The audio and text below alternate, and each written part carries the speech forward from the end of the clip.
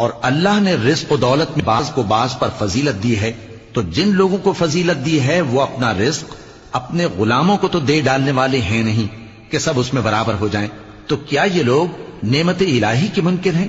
اور اللہ ہی نے تم میں سے تمہارے لیے بیویاں پیدا کی اور بیویوں سے تمہارے بیٹے اور پوتے پیدا کیے اور کھانے کو تمہیں پاکیزہ چیزیں دیں، تو کیا یہ لوگ باطل پر اعتقاد رکھتے اور اللہ کی نعمتوں سے انکار کرتے ہیں؟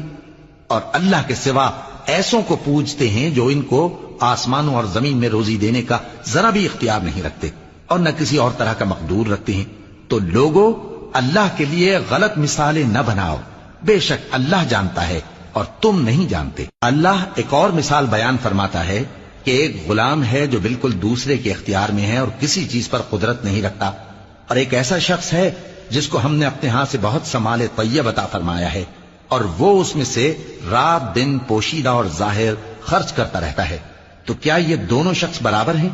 ہرگز نہیں، الحمدللہ، لیکن ان میں سے اکثر لوگ نہیں سمجھ رکھتے۔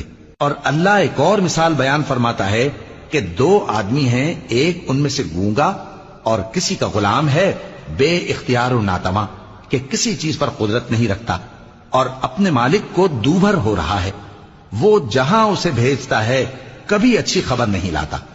کیا ایسا گونگا بہرا اور وہ شخص جو سنتا بولتا اور لوگوں کو انصاف کرنے کا حکم دیتا ہے اور خود سیدھے رستے پر چل رہا ہے، دونوں برابر ہو سکتے ہیں؟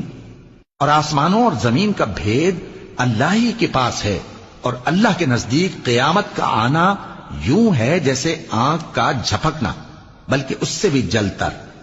کچھ شک نہیں کہ اللہ ہر چیز پر قادر ہے۔ اور اللہ ہی نے تم کو تمہاری ماؤں کے شکم سے پیدا کیا اس حال میں کہ تم کچھ نہیں جانتے تھے، اور اس نے تم کو کان اور آنکھیں اور دل اور ان کے علاوہ اور اعضاء بخشے تاکہ تم شکر کرو۔ کیا ان لوگوں نے پرندوں کو نہیں دیکھا کہ آسمان کی ہوا میں گھرے ہوئے اڑتے رہتے ہیں؟ ان کو اللہ ہی تھامے رکھتا ہے۔ ایمان والوں کے لیے اس میں بہت سی نشانیاں ہیں۔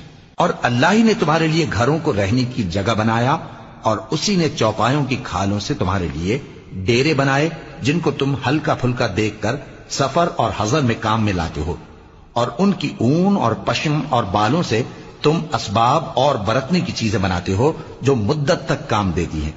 اور اللہ ہی نے تمہارے آرام کے لیے اپنی پیدا کی ہوئی چیزوں کے سائے بنائے اور پہاڑوں میں غار بنائے اور تمہارے لیے کرتے بنائے جو تم کو گرمی سے بچائیں، اور ایسے کرتے بھی جو تم کو اسلحہ جنگ کے ضرر سے محفوظ رکھیں۔ اسی طرح اللہ اپنا احسان تم پر پورا کرتا ہے تاکہ تم فرمانبردار بنو۔ بس اگر یہ لوگ روگردانی کریں تو اے پیغمبر تمہارا کام فقط صاف صاف پہنچا دینا ہے۔ یہ اللہ کی نعمتوں سے واقف ہیں مگر واقف ہو کر ان سے انکار کرتے ہیں، اور یہ اکثر ناشکرے ہیں۔ اور جس دن ہم ہر امت میں سے ایک گواہ یعنی پیغمبر کو کھڑا کریں گے، پھر نہ تو کفار کو بولنے کی اجازت ملے گی اور نہ ان کے عذر قبول کیے جائیں گے۔ اور جب ظالم لوگ عذاب دیکھ لیں گے تو پھر نہ تو ان کے عذاب ہی میں تخفیف کی جائے گی اور نہ ان کو مہلت ہی دی جائے گی۔ اور جب مشرک اپنے بنائے ہوئے شریکوں کو دیکھیں گے تو کہیں گے کہ پروردگار، یہ وہی ہمارے شریک ہیں جن کو ہم تیرے سوا پکارا کرتے تھے، تو وہ ان کے کلام کو مسترد کر دیں گے اور ان سے کہیں گے کہ تم جھوٹے ہو۔ اور اس دن اللہ کے سامنے سرنگوں ہو جائیں گے، اور جو طوفان وہ باندھا کرتے تھے سب ان سے جاتا رہے گا۔ جن لوگوں نے کفر کیا اور لوگوں کو اللہ کے رستے سے روکا، ہم ان کو عذاب پر عذاب دیں گے اس لیے کہ شرارت کیا کرتے تھے۔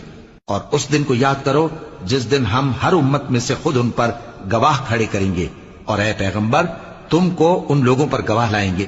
اور ہم نے تم پر ایسی کتاب نازل کی ہے کہ اس میں ہر چیز کا بیان مفصل ہے، اور مسلمانوں کے لیے